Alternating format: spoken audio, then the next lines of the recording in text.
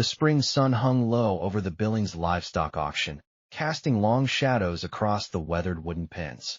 Ray Henderson stood at the edge of the crowd, his calloused hands gripping the splintered railing as auctioneers barked prices for cattle and horses destined for ranches across Montana. The air smelled of hay, manure, and desperation, a scent Ray knew all too well. At 32, Ray had spent half his life working the Double J Ranch, earning barely enough to keep his grandmother's medicine cabinet stocked and his sister Lucy's college dreams alive. Today, he'd come to Billings with Buck Jenkins, the ranch foreman, to bid on a replacement workhorse.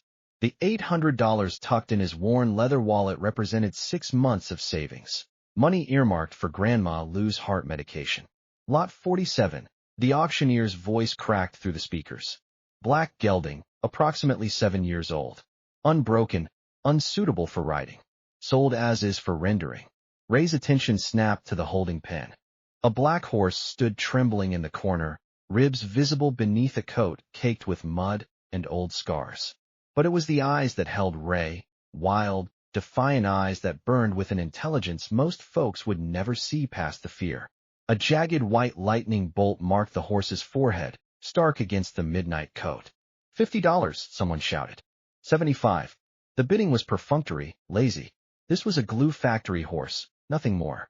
Ray felt something shift in his chest. He saw himself in that pen, beaten down, written off, one bad day from the end. His grandmother's voice echoed in his memory. A man's worth ain't measured by what he has, Ray, but by what he's willing to sacrifice for what's right. $300, Ray heard himself say. The crowd went silent. Buck Jenkins grabbed his arm. What the hell are you doing, Henderson? That's a grade A piece of dog food on 4 legs. $350. Big Ed Foster's voice boomed from the premium seating area. The cattle baron sat back in his chair, a smug grin spreading across his weathered face. Ed owned the largest breeding operation in 3 counties, and he didn't like being outbid by ranch hands. Ray's jaw tightened. 500. Ray, that's your grandmother's medication money, Buck hissed. 600. Ed called, clearly amused now. Ray closed his eyes. He saw Grandma Lou sitting in her rocking chair on the porch of their small cabin, telling him stories of his grandfather, a man who'd never backed down from doing what he believed was right, even when it cost him everything. He saw the black horse's eyes, still burning with life despite everything trying to extinguish it. $800, Ray said quietly. The auction house fell silent. Even the auctioneer paused, hammer raised. Big Ed Foster leaned forward, studying Ray with new interest. Then he laughed, a sound like rocks tumbling down a canyon. Sold to the cowboy with more heart than sense, the auctioneer declared, bringing down his hammer. Buck shook his head in disgust. You just bought yourself a one-way ticket off the Double J Henderson. That horse won't last a week, and neither will you when word gets back to the owner. Ray didn't respond. He was already moving toward the pen, his entire future bet on a broken horse, and a feeling he couldn't quite name. The black gelding backed into the corner as Ray approached, nostrils flaring. Ray moved slowly, speaking in the low, steady voice he used to calm spooked cattle during storms. Easy now, he murmured. I know you're scared. I know you've been hurt. But I'm not here to hurt you more. Old Man Pete, the auction house handler, appeared with a lead rope.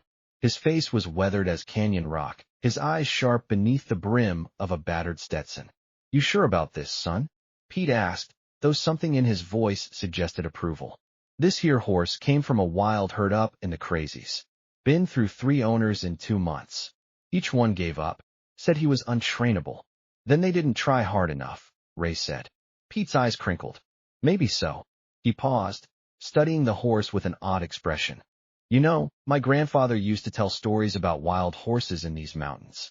Called them ghost horses, said they were descended from Spanish Mustangs that went feral centuries ago. Fastest, smartest horses you'd ever see, if you could catch them. Just stories, Ray said, though he felt something stir in his chest. Maybe, Pete said, but stories usually start somewhere true.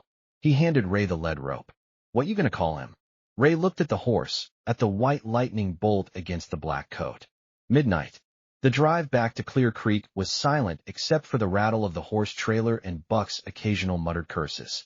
When they pulled up to the Double J Ranch, the sun was setting behind the Rockies, painting the sky in shades of orange and purple that would have taken Ray's breath away any other day.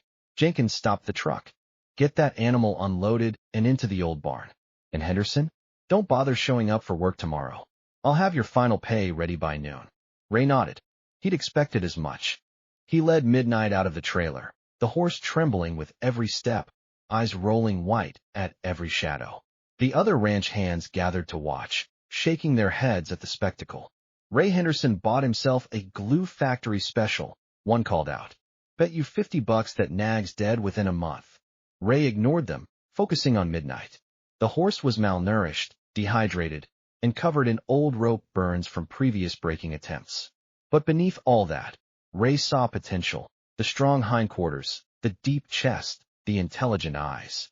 He settled Midnight in an empty stall in the old barn, a structure that hadn't housed animals in years. It was drafty and needed work, but it was quiet, away from the other horses and the constant noise of the main stables.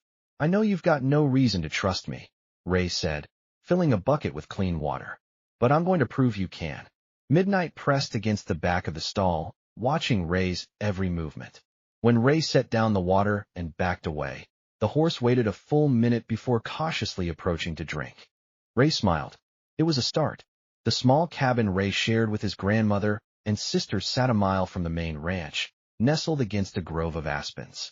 As Ray walked home that night, the weight of what he'd done settled onto his shoulders like a winter snow. He'd lost his job, spent his grandmother's medication money, and bought a horse that might never be rideable. Grandma Lou was sitting on the porch when he arrived, wrapped in her grandmother's quilt despite the mild evening. At 73, she was still sharp as a tack, though her heart grew weaker every year. Heard you caused quite a stir at the auction, she said, her voice carrying that particular tone that meant she already knew everything. Ray sat beside her on the steps. I did something stupid. You did something, Ray. She took his hand. Tell me about this horse. So Ray told her, about Midnight's eyes, about the scars and the fear, about the feeling that if he'd walked away, something important would have been lost. Lou was quiet for a long moment. Your grandfather used to say that a man shows his true character in how he treats those who can't fight back. You did right, Ray. Now you have to see it through. I lost my job. I spent your medication money. I've got enough pills to last 2 months, Lou said. And jobs come and go. But the kind of man you are, that lasts forever. Lucy appeared in the doorway, her textbooks tucked under one arm. At 18, she was brilliant, straight A's, full scholarship offers to the state university. She was going to be a doctor, the first in their family to finish college. I heard what you did, she said. Everyone's talking about it in town. I'm sorry, Lucy. I know we needed that money. For what? So I can go to school while you work yourself to death? So Grandma can buy another month of medication. She sat on the other side of their grandmother. Ray, you're the most selfless person I know. For once, you did something because it felt right, not because it was practical. I'm proud of you, even if it means postponing college. I can work another year, Lucy said firmly. Besides, I want to see if you can actually train this wild horse. Everyone's betting against you. Ray smiled despite himself. Thanks for the vote of confidence. I didn't say you'd succeed, Lucy grinned. I just want to watch you try. The next morning, Ray woke before dawn and walked to the old barn. Midnight was pacing in the stall, ears pinned back, clearly agitated from a night in unfamiliar surroundings. Ray brought fresh hay, grain, and water, moving slowly and deliberately. He didn't try to touch the horse, just sat on an overturned bucket in the corner of the stall, talking quietly. I figure we're both starting over, Ray said. I lost my job yesterday. No prospects, no savings, and no idea what comes next. But I know one thing. I'm not giving up on you. Midnight stood at the far end of the stall, but his ears swiveled forward, listening. This became their routine. Every morning and evening, Ray would spend an hour in the stall, just being present. He spoke about his day, his worries, his memories of working the ranch. Slowly, Midnight's fear began to ease. By the 3rd day, the horse would approach the grain bucket while Ray was still in the stall. By the 5th day, Midnight allowed Ray to stand within arm's reach. On the 7th day, Ray extended his hand, palm open. Midnight sniffed cautiously, then jerked back. But he didn't retreat to the corner. Progress. Word of Ray's unemployment spread quickly through Clear Creek. The general store owner, Mrs. Chun, hired him to do odd jobs, fixing shelves, unloading deliveries, mending the fence behind her property. It wasn't much, but it kept food on the table. The local blacksmith, Tom Sullivan, offered to shoe Midnight for free when the time came. I like a man who sticks to his guns, Tom said, even if those guns are pointed at his own feet. But not everyone was supportive. Big Ed Foster made a point of driving his luxury pickup past the old barn, slowing down to stare at Midnight. One afternoon, he stopped entirely, climbing out with his ranch manager, a mean-spirited man named Carter. "Henderson," Ed called out, "got a business proposition for you." Ray was brushing Midnight. The horse now tolerated the grooming, though he still tensed at sudden movements. Ray set down the brush and walked to the fence. "Not interested in selling," Ray said. "Didn't ask if you were selling yet." Ed replied with a cold smile. "I'm offering $5,000 for that horse. That's more than you'll make in 2 years doing odd jobs." Ray felt his pulse quicken. $5,000 would cover Grandma's medication for years, Lucy's entire first year of college, and repairs on the cabin. It would solve every financial problem they had. He looked back at Midnight, who was watching the strangers with wary eyes. "He's not for sale." Ed's smile faded. "You're making a mistake, Henderson. I've been breeding horses for 30 years. I know quality when I see it. That horse has potential, wild blood, but trainable with the right methods. Methods that require resources you don't have. Then I'll make do with what I've got." "Pride's expensive," Ed said, his voice hardening, "especially for a man in your position. You'll come crawling back within a month, and my offer will be half what it is now. I'll take my chances." Ed climbed back into his truck. Before driving off, he leaned out the window. "You know what happens to men who bite off more than they can chew out here, Henderson? They choke." That night, Ray couldn't sleep. He kept thinking about Ed's offer, about the practical choice versus the right choice. Around midnight, he gave up on sleep and walked to the barn. Midnight was lying down in the straw, but rose when Ray entered. For the first time, the horse didn't back away. He stood his ground, watching Ray with those intelligent eyes. "I turned down more money than I'll probably ever see again," Ray said quietly. "People think I'm crazy. Maybe I am." He moved closer, slowly. "But you're not a commodity. You're not a problem to be solved or a resource to be exploited. You're a living being who deserves a chance." Midnight's ears flicked forward. Ray extended his hand again, palm open, barely breathing. The horse took a step forward, then another. Ray felt the soft warmth of Midnight's muzzle against his palm. Tentative, testing, but undeniably trust. "We're going to figure this out together," Ray whispered. "I promise." Spring in Montana was unpredictable, but the blizzard that hit Clear Creek in late April was unprecedented. It started with freezing rain on a Tuesday evening, then escalated into a full whiteout by Wednesday morning. By Thursday, the bridge connecting Clear Creek to the county highway had been washed out by swollen rivers fed by snowmelt. Ray woke to Lucy shaking his shoulder. "It's Grandma," she said, her voice tight with fear. "She's having chest pains.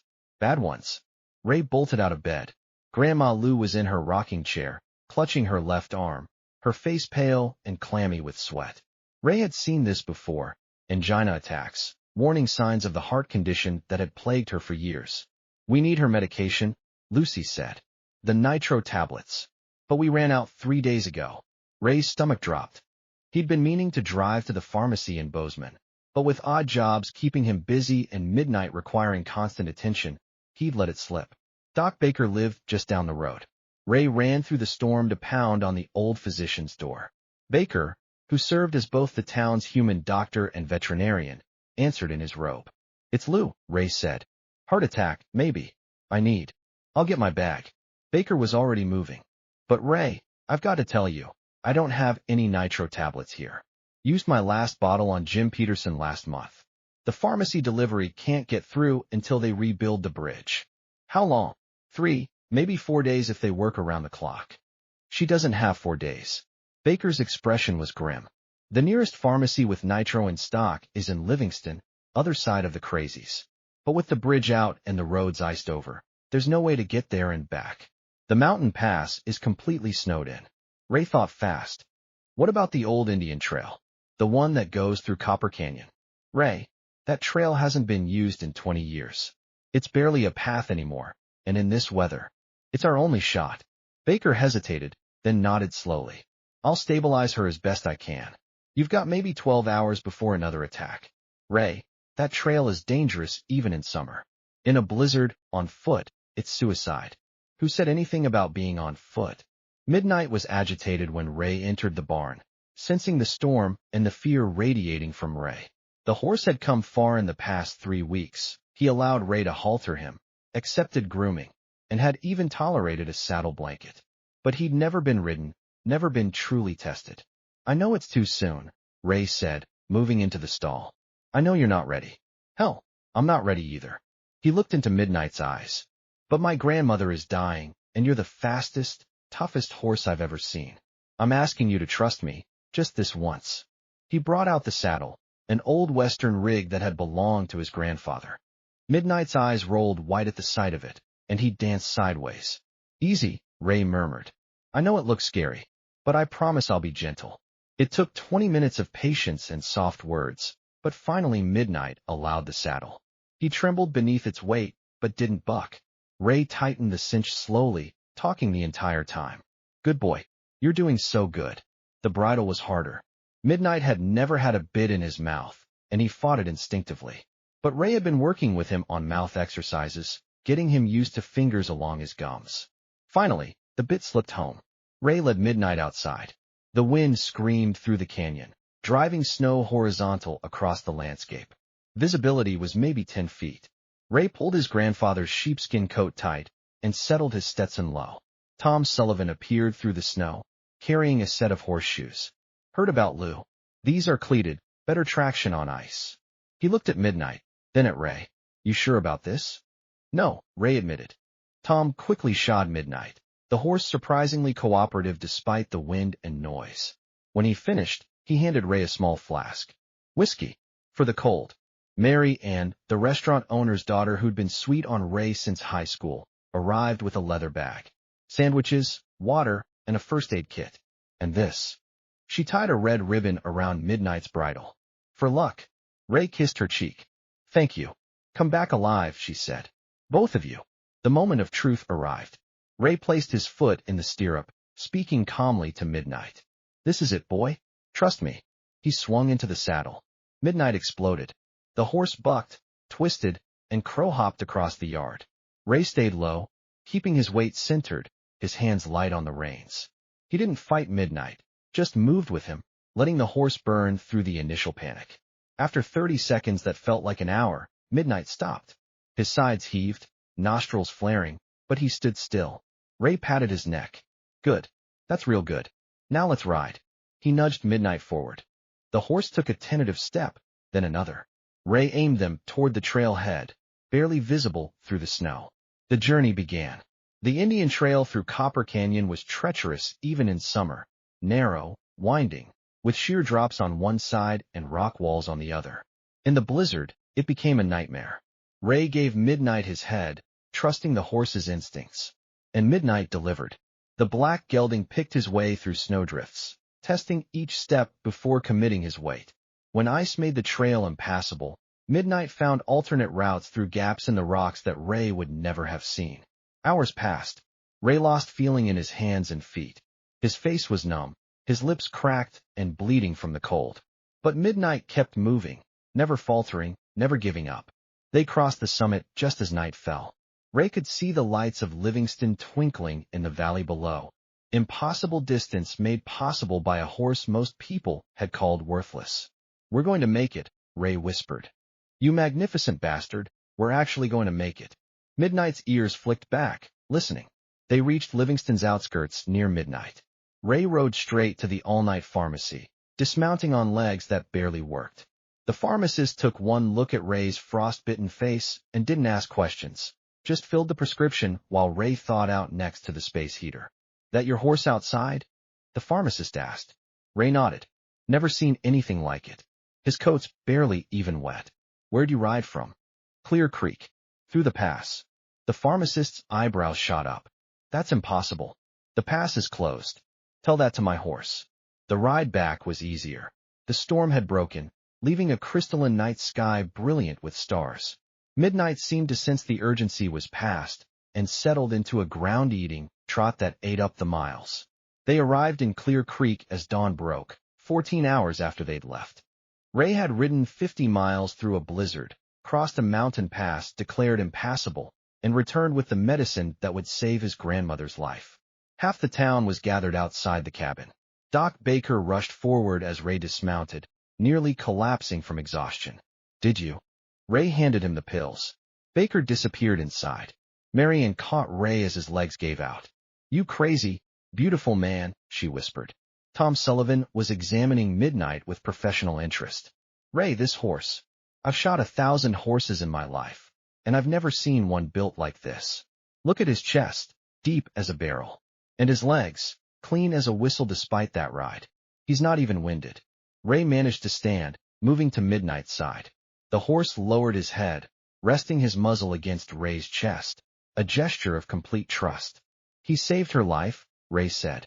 "He saved us both." Doc Baker emerged from the cabin. "She's stable. The medication worked. She's sleeping now, but she'll be fine." The crowd erupted in cheers. People who'd mocked Ray for buying Midnight now looked at the black horse with something approaching awe. Big Ed Foster's truck rolled up. The cattle baron climbed out, studying Midnight with naked greed. $10,000, Ed said without preamble. "Right now? Cash." The crowd went silent. $10,000 was a fortune, more money than most of them would see in 5 years. Ray looked at Midnight, at the horse who'd carried him through hell and back without hesitation. He thought about trust, about loyalty, about the bond forged in adversity. "No," Ray said simply. 15,000. Final offer. He's not for sale at any price." Ed's face darkened. "You're making enemies, Henderson. Powerful enemies." "Then I'm in good company," Ray said, stroking Midnight's neck.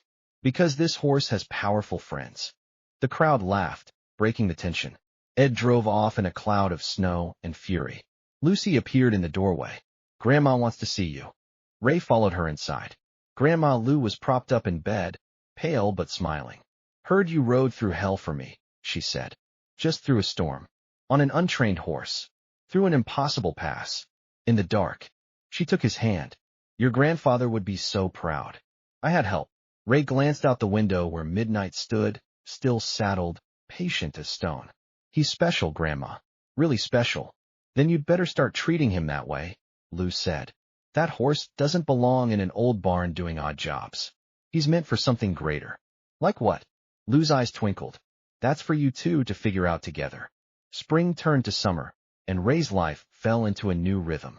He worked odd jobs around Clear Creek, repairing fences, helping with harvests, fixing tractors, while spending every spare moment with Midnight.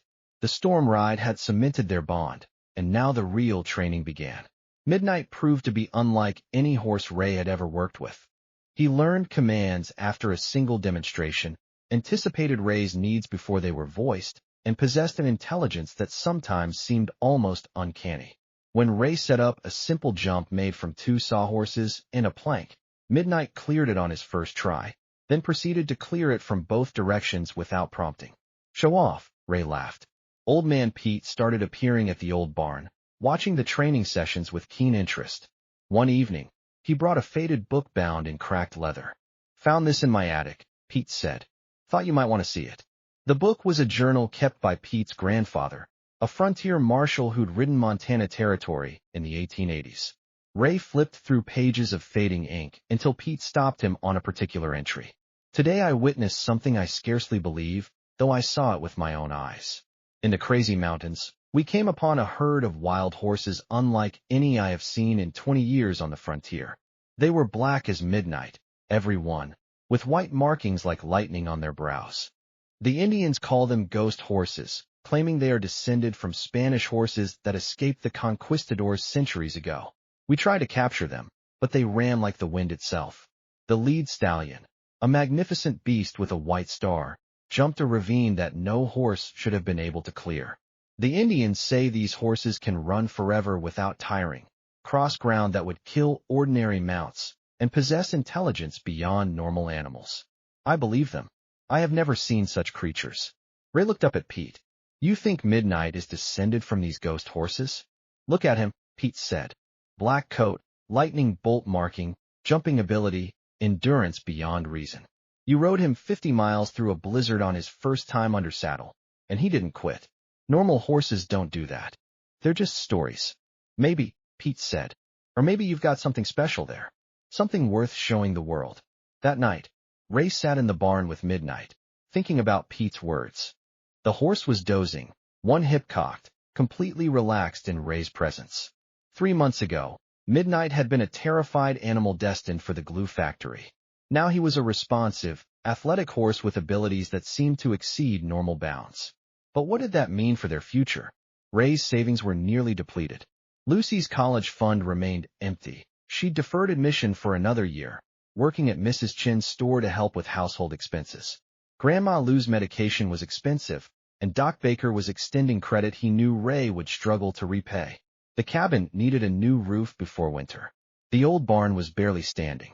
Ray was working himself ragged for just enough money to keep them fed. Something had to change.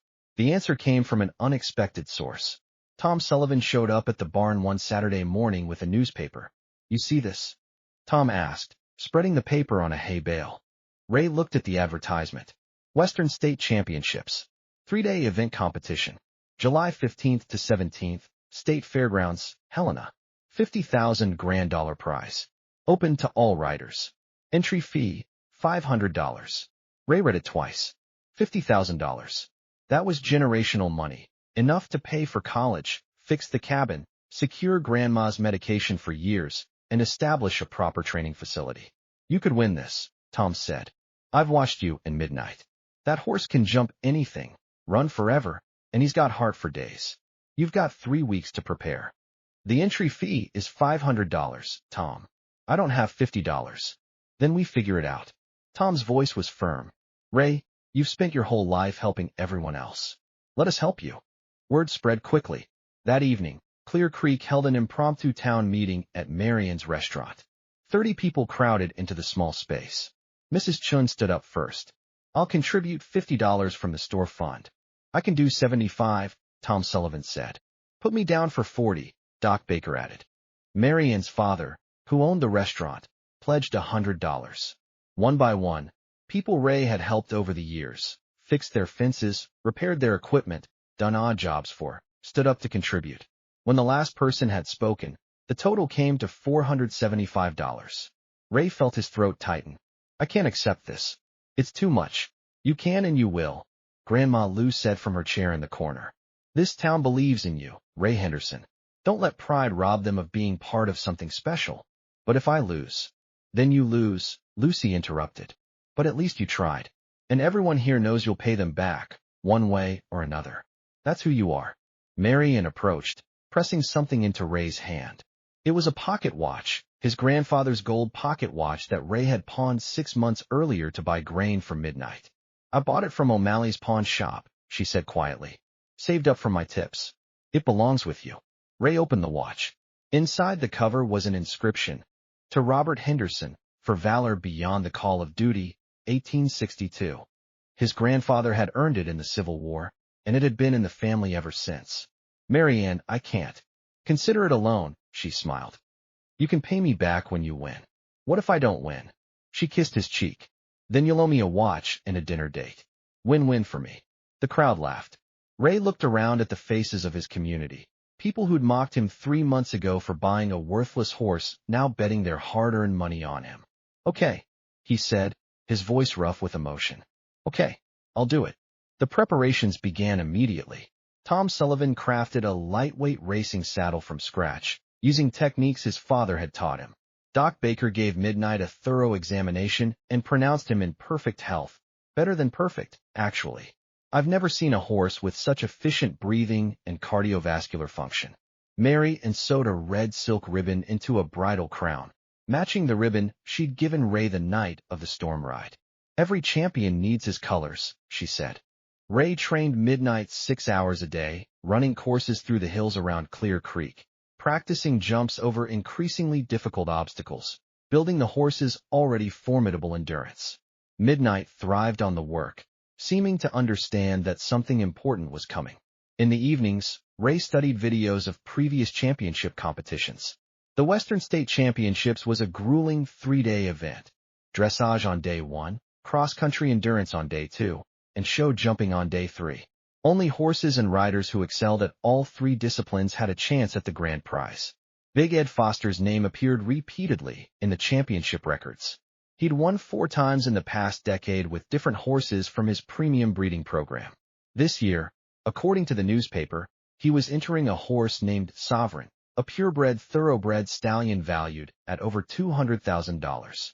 We're going to be competing against horses worth more than most people's houses, Ray told Midnight one evening. Horses trained by professionals, ridden by Olympic hopefuls. We're a cowboy and a rescue horse from a kill pen. Midnight snorted and nudged Ray's pocket, looking for the carrots he knew were there. You're right, Ray said, offering the treat. We've already beaten bigger odds than this. 2 days before they were scheduled to leave for Helena, Big Ed Foster made one final appearance at the old barn. He arrived alone this time, climbing out of his truck with an expression Ray couldn't quite read. Heard you're entering the championships, Ed said without preamble. Word travels fast. It's a mistake. Ed's voice wasn't hostile, just matter of fact. That competition will eat you alive. The entry fee is just the start. There are stable fees, transport fees, professional grooming requirements. You'll be competing against horses that cost more than you'll earn in a lifetime. Your point? My point is that I'm willing to make you an offer that lets you save face. $20,000 for the horse, right now. You pay back the town, send your sister to school, fix your cabin. Everyone's happy. Ray studied Ed carefully. Why do you want him so badly? Ed was quiet for a moment. Because I know what he is, he finally said. I've been breeding horses for 40 years. I've seen maybe 3 horses with that combination of build, intelligence, and heart. Your Midnight is special. Probably the most naturally gifted horse I've ever encountered. But gifts mean nothing without proper development. You're a good hand, Henderson, but you're not a professional trainer. You don't have the facilities, the knowledge, or the resources to bring out his full potential. But you do. Yes. Ray looked at Midnight, who was watching the conversation with alert ears. You know what I think, Ed? I think you're scared. Ed's eyebrows rose. Excuse me. You've won 4 championships with horses that cost a fortune. Horses bred specifically for competition, trained from birth by professionals. And now here comes a rescue horse and a ranch hand who might actually beat you. That would be embarrassing, wouldn't it? Bad for business. Ed's jaw tightened. You don't know what you're talking about. Then why are you here? Why do you keep trying to buy him? If we're such a long shot, why not just let us fail? For the first time, Ray saw uncertainty flicker across Ed's face. Then the mask returned. Good luck, Henderson. You're going to need it. He drove away, leaving Ray alone with Midnight and a question he couldn't shake. What if Ed was right? What if Ray was leading Midnight into a disaster that would prove he'd been a fool all along? What do you think, boy? Ray asked. Are we crazy for doing this? Midnight turned his head and looked directly at Ray with those intelligent, knowing eyes. Then he pawed the ground once. Eager, ready, unafraid. Ray smiled. Yeah, that's what I thought too. The night before they left for Helena, the town threw a send-off party at Marian's restaurant. Someone had made a banner. Go Ray Midnight. Lucy gave a speech about her brother's determination. Tom Sullivan presented Ray with a custom-fitted bridle for Midnight. Even Doc Baker, who rarely drank, toasted with whiskey. Grandma Lou pulled Ray aside as the party wound down. Your grandfather would be so proud, she said. Not because you might win some prize, but because you gave a broken thing a chance to be whole.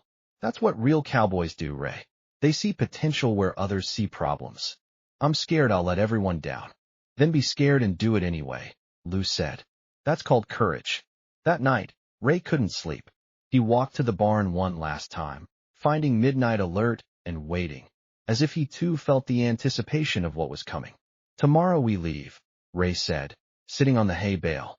3 days from now, we'll either be champions or we'll be the laughingstock of Montana. Maybe both. Midnight approached and rested his head on Ray's shoulder, something he'd started doing when he wanted comfort or to offer it. But you know what? Win or lose, we've already proved something important. We've proved that thrown-away things can have value, that trust and patience can overcome fear, that a cowboy and his horse can be greater than the sum of their parts. Ray wrapped his arms around Midnight's neck. Thank you for trusting me. Now let's go show them what we're made of. The Helena State Fairgrounds sprawled across 50 acres of prime Montana real estate. Its show arenas and stable complexes a testament to the state's enduring equestrian culture. Ray and Midnight arrived in Tom Sullivan's borrowed horse trailer just after dawn on the first day of competition, and Ray felt his stomach clench at the scene before them. Massive custom rigs lined the stable area, some bigger than mobile homes, with air conditioning, heated floors, and professional groomers already at work. Horses worth six figures were being unloaded with the care usually reserved for museum artifacts. Riders in spotless custom tack milled about, their equipment worth more than Ray's truck. And then there was Ray, wearing his grandfather's faded flannel shirt and his only pair of good jeans, leading Midnight from a borrowed trailer with a homemade saddle and bridle decorated with a red silk ribbon. The stares started immediately. "Check out the cowboy," someone snickered. "Is that a rescue horse? This isn't a charity event." $5 says they don't make it past dressage. Ray kept his head down and focused on getting Midnight settled in the small stall they'd been assigned. A basic box in the overflow stable area, far from the premium accommodations. But Midnight seemed unconcerned by the modest surroundings. He investigated every corner of his stall with curiosity, then stuck his head out to observe the activity with keen interest. "You and me against the world," Ray muttered, checking the stall one more time. Henderson, a clipboard-carrying official, approached. "You're up for vet check in 30 minutes, then competitor briefing at 9.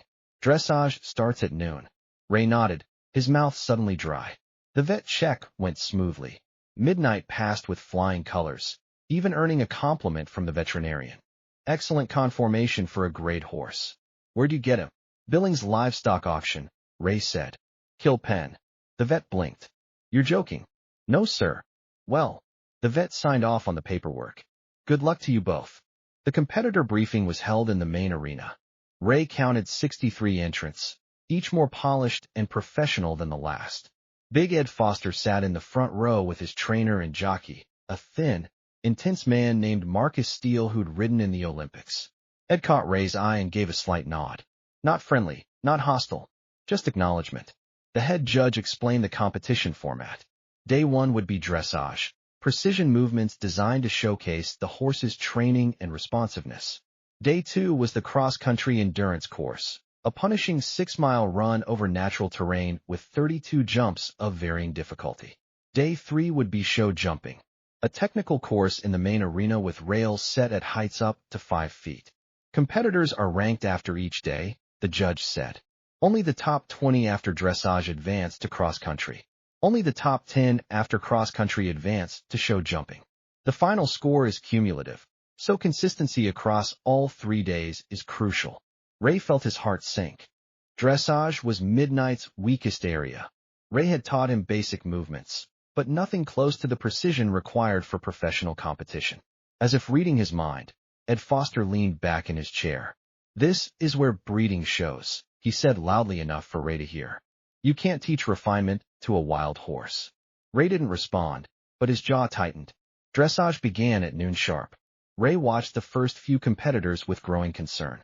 These were horses that moved like dancers, executing flying lead changes and perfect circles with mechanical precision. Their riders barely seemed to give commands. The horses responded to the slightest shift of weight or pressure. Ray was scheduled 5th from last. He spent the morning warming up Midnight in a small practice ring, working on the basics: walk, trot, canter, transitions. Midnight was responsive but stiff. He wasn't built for the collected, precise movements dressage required. He was built to run, to jump, to cover ground. "We'll do our best," Ray told him. "That's all we can do."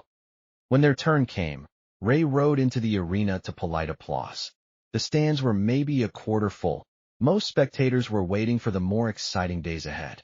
The test began. Ray cued Midnight through the required movements, and the horse tried. Ray could feel him trying. But his trot was too long-strided for the tempo required. His circles weren't perfectly round.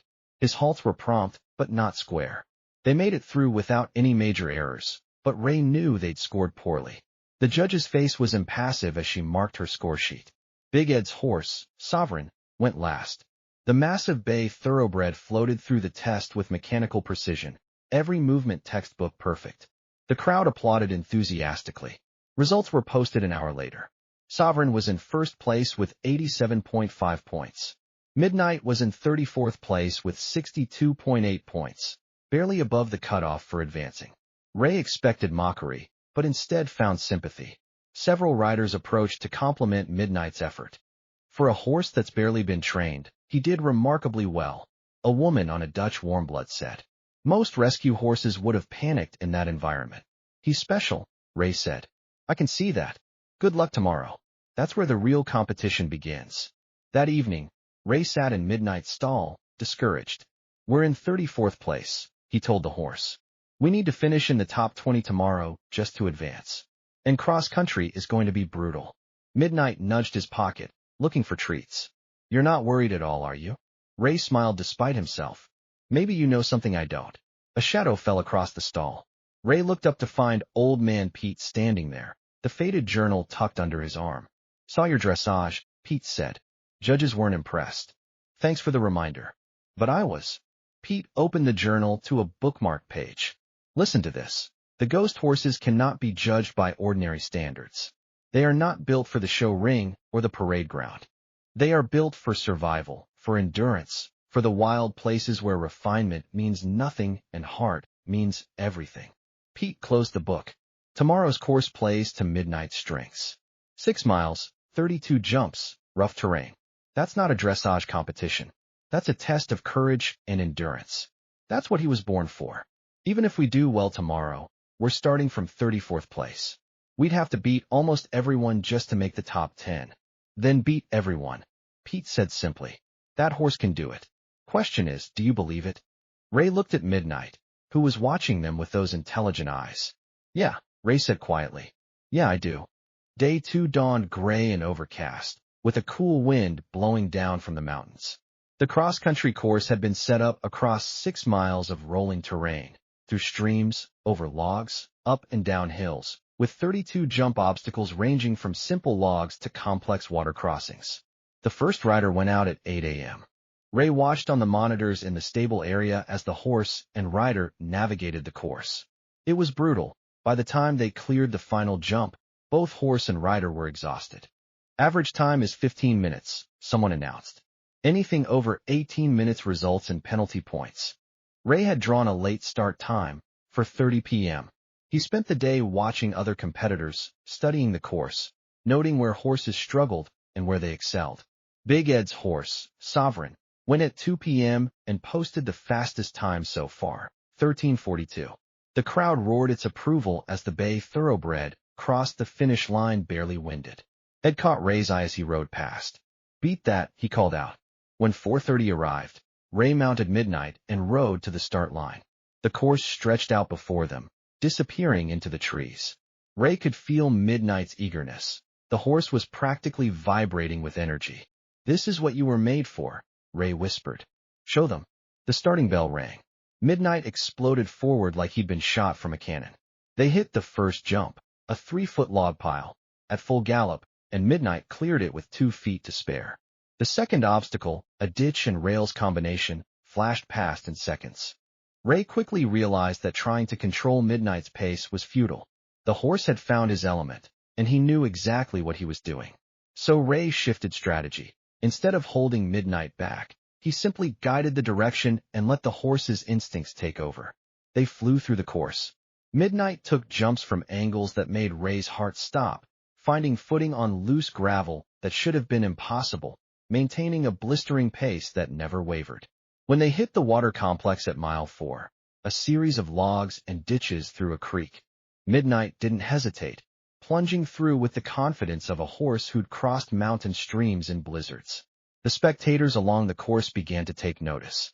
Word spread through the radios. The cowboy on the black horse is flying.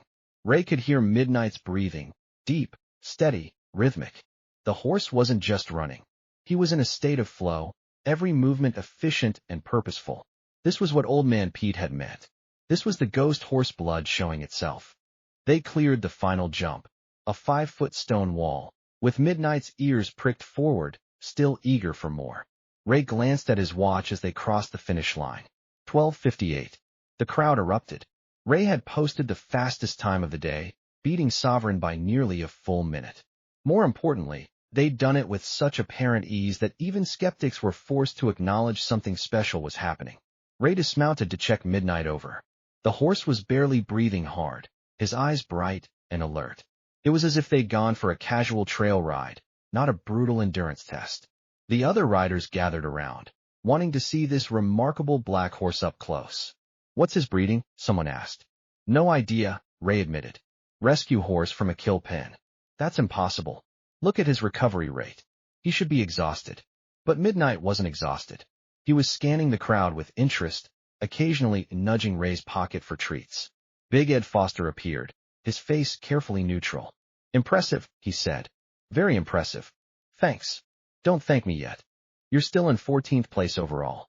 You need to place in the top 3 tomorrow just to make the top 10. Then that's what we'll do." Ed studied Midnight for a long moment. "That horse shouldn't exist," he said quietly. "Everything about him defies conventional breeding wisdom. Where did he really come from?" "I told you. Billings auction. I meant his bloodline. His sire and dam." Ray thought about Pete's journal, about the ghost horses of the crazy mountains. "I think he came from the wild places," Ray said, "where horses remember what they were before we tried to make them something else." Ed's expression shifted, something that might have been respect, or perhaps envy. "Well, Henderson, you've got my attention. Let's see if you can keep it." That night, Clear Creek called. Tom Sullivan's voice crackled through Ray's old cell phone. "We watched on the live stream. Ray, you were incredible. Midnight was incredible. I just held on." The whole town's gathered at Mary Ann's. Everyone's cheering. "Your grandmother wants to talk to you." Grandma Lou's voice came on the line, thin but strong. "You're making history, Ray. But don't forget, it's not about the prize money or the glory. It's about proving that discarded things have value. That's the real victory." "I know, Grandma." "Good. Now go get some sleep. Tomorrow's the day that matters." Ray hung up and returned to Midnight's stall. The black horse was lying down in the straw, resting but alert. "One more day," Ray said, sitting beside him. "One more test. Then we'll know if we're really as good as everyone's starting to believe." Midnight rested his head in Ray's lap, a gesture of complete trust. "I believe it," Ray whispered. "I believe in you." Day 3 dawned clear and bright, the kind of Montana morning that made you grateful to be alive. The show jumping finals would be held in the main arena, starting at 1 p.m. Only the top 10 competitors from the previous days would compete, and the cumulative scores meant anything could happen. The current standings were 1. Sovereign, Big Ed Foster, 172.3 points. 2. Diamond Dreams, Sarah Chun, 168.7 points. 3. Midnight Runner, James Walsh, 165.2 points. 4. Midnight, Ray Henderson, 156.8 points. Ray had climbed from 34th to 8th place overnight, but he was still 16 points behind the leader. The show jumping course would award up to 50 points for a perfect clear round, with time penalties and rail knockdowns deducting points. Mathematically, Ray could still win, but he'd need a perfect round while the leaders faltered. The course was set up to be challenging. 12 jumps ranging from 4 to 5 feet 6 inches, including a difficult triple combination and a water obstacle with a spread of 6 feet. The course designer had built it specifically to test both horse and rider under pressure. Ray walked the course 3 times that morning, memorizing every turn, every distance, every approach. Midnight's biggest advantage was his natural jumping ability, but the technical demands of show jumping were different from cross-country. Here, precision mattered. A single rail knockdown could cost them the championship. The stands began filling early. Word had spread about the cowboy and the rescue horse who'd posted the fastest cross-country time in championship history. People wanted to see if Midnight could maintain that magic in the show ring. Big Ed Foster's entourage had grown. He now had 6 people tending to Sovereign, including a sports psychologist for the horse and a massage therapist. In contrast, Ray had Tom Sullivan, who'd driven up that morning with Mary and Lucy. "You look nervous," Marion said, appearing beside Midnight's stall. "I am nervous." "Good. Means you care." She adjusted the red ribbon on Midnight's bridle. "Remember what brought you here. It wasn't the prize money or the glory. It was that you couldn't walk away from a horse in trouble. Hold on to that." Lucy hugged him tight. Grandma's watching on the live stream with the whole town. She says to tell you that you've already won, no matter what happens today. Tell her I love her. Tell her yourself. After you win. The first competitor went at 1 p.m. sharp. Ray watched on the monitors as each horse took their turn. The course was living up to its reputation. Only 3 of the first 7 riders posted clean rounds, and none of them were fast.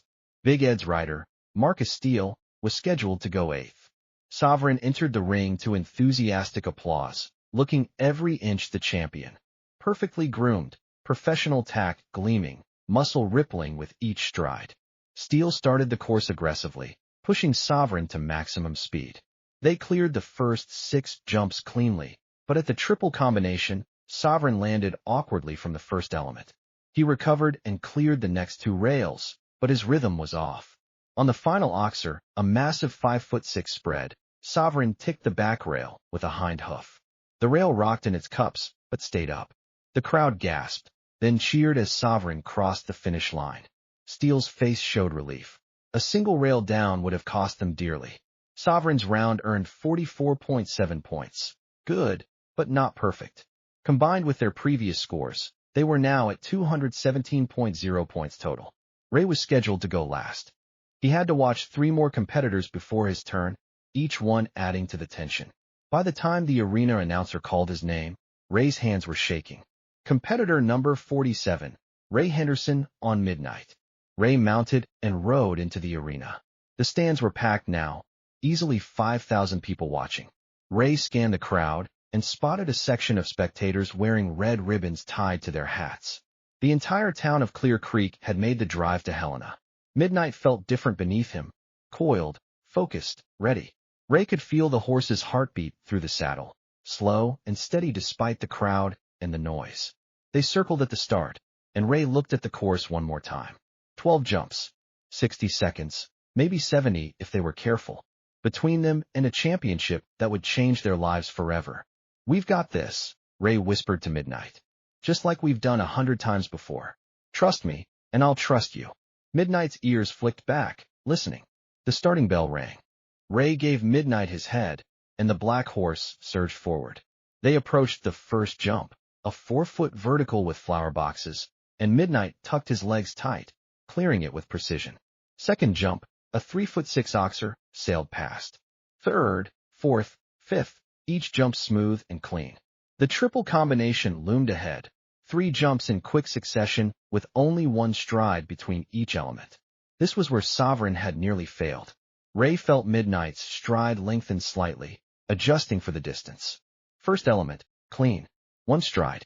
Second element, clean, 1 stride. Third element, Midnight powered over it, landing balanced and ready for the next obstacle. The crowd was on its feet now, sensing something special. Jumps 6 through 9 flashed by. Midnight was in complete sync with Ray, anticipating turns, adjusting strides, attacking each fence with perfect precision. They were moving fast, faster than any previous competitor, but Midnight's natural ability made it look effortless.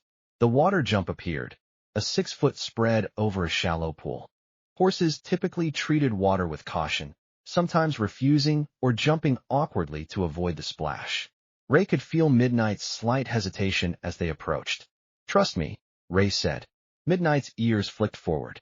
He accelerated into the jump and launched, his black coat gleaming in the sunlight. For a moment they seemed to hang in the air, suspended over the water. Then Midnight's front hooves hit the far bank, and they were cantering away clean. 2 jumps left. The 11th obstacle was a 5-foot wall made of wooden blocks painted to look like stone. Midnight cleared it with room to spare. Only the final jump remained, the massive 5'6" oxer that had nearly caught Sovereign. Ray checked Midnight's stride. They had to nail the distance. Too close, and they'd chip in with an extra stride, losing time. Too far, and they'd risk hitting the rails. 5 strides out, Ray felt Midnight lock onto the jump. 4 strides. 3. The horse's body compressed like a spring. 2 strides. 1. Midnight launched. They cleared the oxer by a full foot, landing clean and cantering through the finish line. The electronic timer flashed, 58.32 seconds. The arena exploded. 5,000 people rose to their feet, cheering, stomping, shouting. Ray could barely hear himself think over the roar. He patted Midnight's neck, feeling the horse's sides heave with exertion, the first time all competition that Midnight had shown any signs of effort. "We did it," Ray whispered. "We actually did it." The scoreboard updated, 50.0 points, a perfect score. Combined with their previous rounds, Ray and Midnight now had 206.8 points total. But Big Ed was still winning, with 217.0 points. Ray's heart sank as he realized they'd posted a perfect round, the best round of the day, and they'd still come up short. The arena went quiet as judges conferred. Then an announcement crackled over the speakers. "Ladies and gentlemen, there's been a scoring review regarding competitor number 12, Sovereign." The crowd murmured. Ray looked over to see Big Ed standing with the judges, his face tight. "Upon video review," the announcer continued, "the judges have determined that Sovereign's hind hoof did make contact with the final oxer. Per competition rules, this constitutes a rail fault. For points will be deducted from competitor 12's round." The scoreboard flickered. Sovereign's score dropped from 217.0 to 213.0. Ray stared at the board, doing the math in his head. His total was 206.8. Ed's was now 213.0. The gap had narrowed, but Ed was still winning. Then another announcement. Additionally, time penalties are being assessed. Competitor number 12 exceeded the optimum time by 2.3 seconds. The scoreboard flickered again. Sovereign's score dropped to 210.7. Still ahead. Still winning. Ray felt his throat tighten. They'd given everything, posted a perfect round, and it wasn't enough. He started to dismount, ready to accept second place with grace. "Wait," someone called out. "There's one more competitor." Ray had forgotten. There were 10 finalists, and one rider had withdrawn due to injury. But the numbers showed only 9 had competed. The announcer seemed confused. Then, "My apologies, ladies and gentlemen. Competitor number 51, Sarah Chun on Diamond Dreams, will now enter the arena."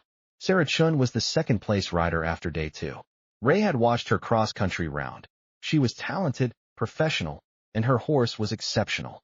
With her current total of 168.7 points, she'd need a perfect score of 50 points to reach 218.7 and take the lead. But that seemed unlikely. Only Ray had posted a perfect score all day. Ray watched from the gate as Sarah and Diamond Dreams entered the ring. The gray mare was beautiful, dappled coat gleaming, muscles perfectly conditioned. Sarah sat balanced and confident. The bell rang, and they started the course. Jump 1, clean. Jump 2, clean. Sarah was riding aggressively, pushing for time. Diamond Dreams responded beautifully, but Ray could see the mare was being asked for maximum effort. Jumps 3 through 6, clean. The triple combination approached. Diamond Dreams cleared the first element perfectly, but landed slightly off balance. The mare compensated, clearing the second element, but her hind hooves rattled the rail. It rocked violently in the cups. The rail stayed up. Sarah continued, clearing jumps 8 and 9. The water obstacle approached, the same jump where Midnight had shown such brilliance. Diamond Dreams accelerated into it, but at the last moment, hesitated. The mare jumped awkwardly, landing in the water instead of over it. Splash points weren't a fault, but it cost time. Sarah urged her forward, and they cantered to the final 2 jumps. The wall, clean. The final oxer loomed. Diamond Dreams was tired now. Ray could see the signs. The mare approached with determination, but as she launched, her front hooves ticked the top rail. The rail came down. 4-point deduction. Plus time penalties. Sarah crossed the finish line to sympathetic applause. She'd ridden well, but the course had been unforgiving. The scoreboard updated. Sarah Chin's final round earned 43.2 points, bringing her total to 211.9. Ray stared at the final standings. 1. Sarah Chun, Diamond Dreams, 211.9 points. 2. Big Ed Foster, Sovereign, 210.7 points. 3. Ray Henderson, Midnight, 206.8 points. Third place, bronze medal. Still respectable, still prize money, $10,000 for third place would change Ray's life, would pay for Lucy's school, would fix the cabin. But it wasn't the championship. Then Old Man Pete appeared beside Ray, pointing to the scoreboard with a gnarled finger. "Look again." Ray looked. The scoreboard was still updating, processing the final time calculations. Then he saw it. "Wait, there's a time bonus. The announcer's voice crackled to life. Ladies and gentlemen, per championship rules, any competitor who completes the course in under 60 seconds receives a 5-point time bonus. Ray's time had been 58.32 seconds. He was the only rider to finish under 60 seconds. The scoreboard flickered one final time. 1. Ray Henderson, midnight, 211.8 points. 2. Sarah Chun, Diamond Dreams, 211.9 points. 3. Big Ed Foster, Sovereign, 210.7 points. Ray's heart stopped. They were still in second place, by 1/10 of a point. Then another update. Correction, video review shows Midnight's actual finish time was 58.28 seconds. Revised score. The board flickered. 1. Ray Henderson, midnight, 212.0 points. 2. Sarah Chun, Diamond Dreams, 211.9 points. 3. Big Ed Foster, Sovereign, 210.7 points. The arena fell silent, then erupted. Ray sat frozen in the saddle, unable to process what had just happened. Midnight shifted beneath him, sensing the change in energy but unsure what it meant. They'd won, by 1/10 of a point. A cowboy and a rescue horse had beaten the best riders and horses in the western states. The Clear Creek contingent in the stands went wild, waving their red ribbons. Tom Sullivan was hugging Mary, and Lucy was crying. Big Ed Foster approached, his expression unreadable. For a moment, Ray braced for anger or protest. Instead, Ed extended his hand. "That was the finest riding I've seen in 40 years, Ed said quietly. "And that horse, I was wrong about him. About you both." Ray shook his hand, too overwhelmed to speak. "I have a proposition," Ed continued. "I'd like to sponsor a new training facility on your property. Provide equipment, expertise, funding. In exchange, you agree to train horses for me occasionally. Not Midnight, he's yours, but others. I want to learn from what you've accomplished here."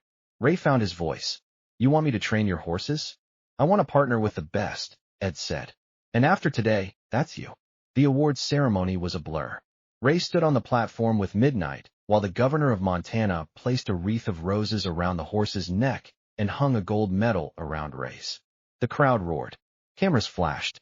Sarah Chun, standing on the silver platform, leaned over and said, "That's the most incredible horse I've ever seen. Where did he come from?" Ray looked at Midnight, the black coat gleaming, the white lightning bolt stark on his forehead, those intelligent eyes watching everything with calm interest. "He came from the wild places," Ray said, "where horses remember what they used to be." Old Man Pete stood at the rail, holding up his grandfather's journal like a trophy. Ray caught his eye and understood. The ghost horses weren't a legend. They were real, and one of their descendants had just proven that wild blood and an untamed spirit could triumph over breeding and privilege. The check presentation came next, $50,000.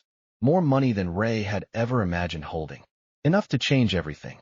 But as he looked at Midnight, Ray realized the real prize wasn't the money or the medal or the fame.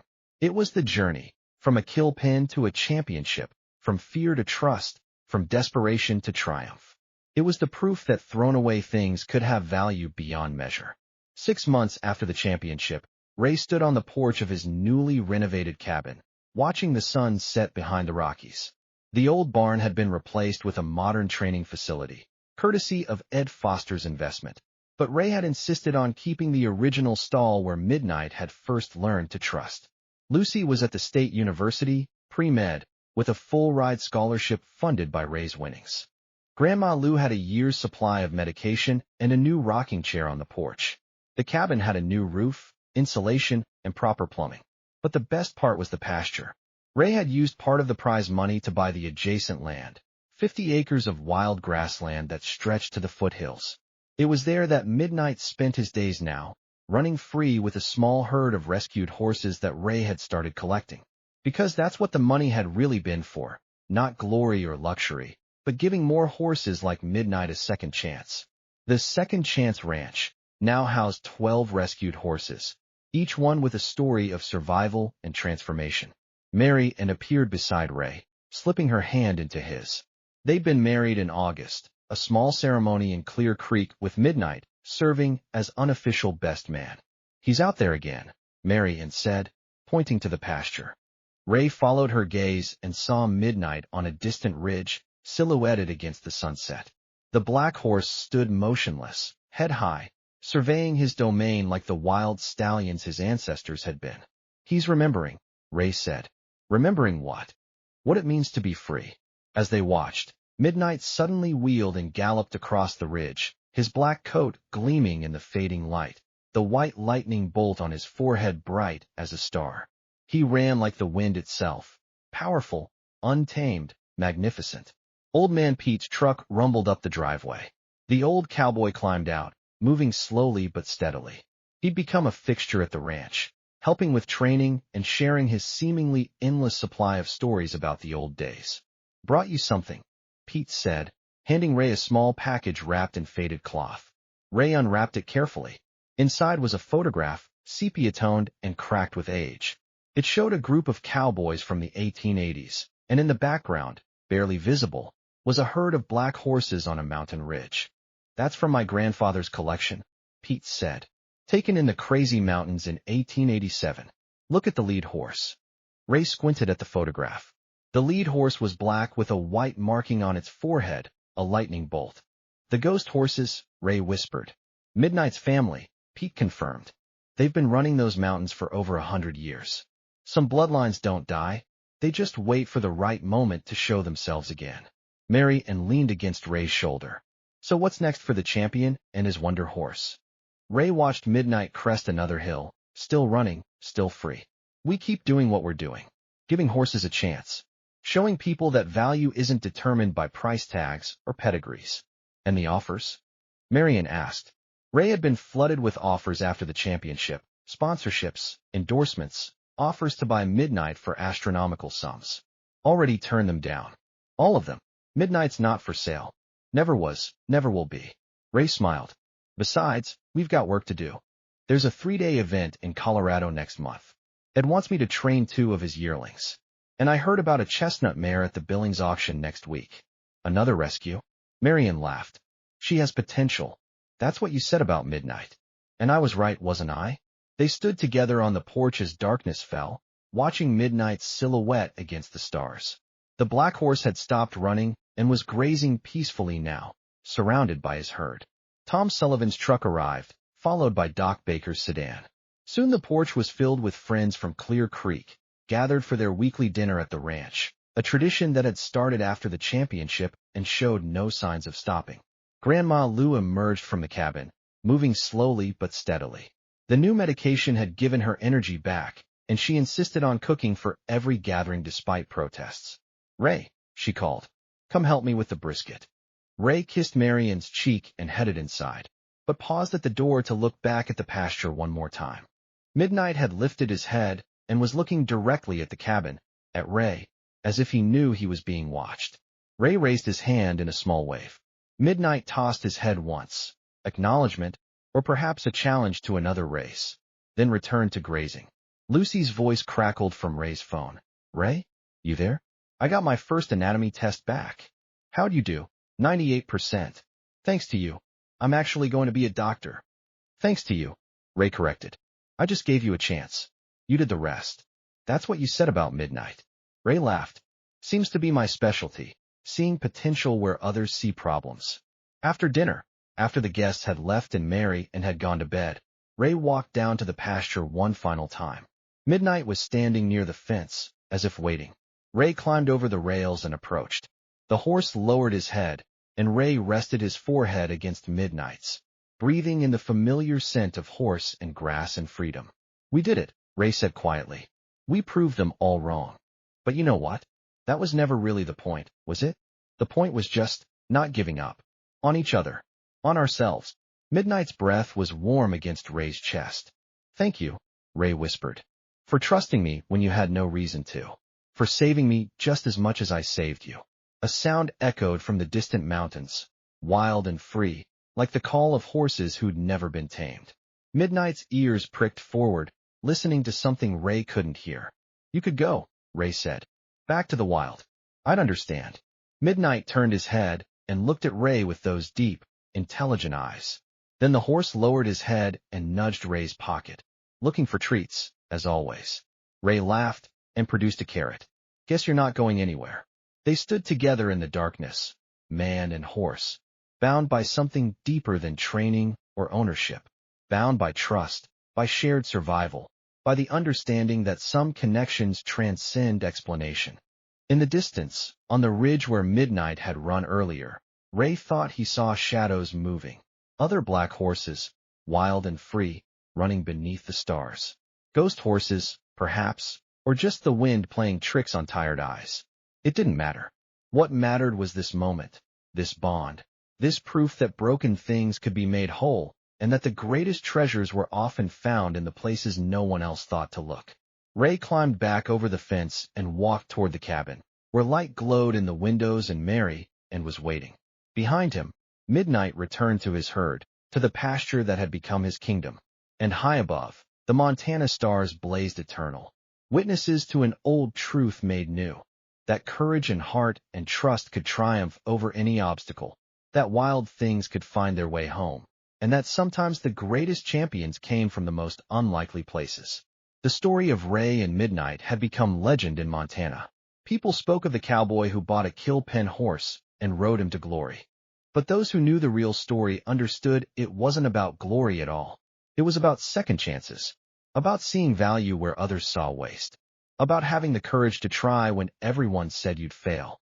It was about a man and a horse who saved each other and, in doing so, proved that the truest measure of worth isn't what you cost, but what you're willing to sacrifice for those who can't fight for themselves. And on quiet nights, when the wind blew down from the crazy mountains and the stars burned bright, people swore they could hear the thunder of hooves on the ridge, ghost horses, running free, celebrating one of their own who'd proven that wild blood and an untamed spirit would always find a way to triumph.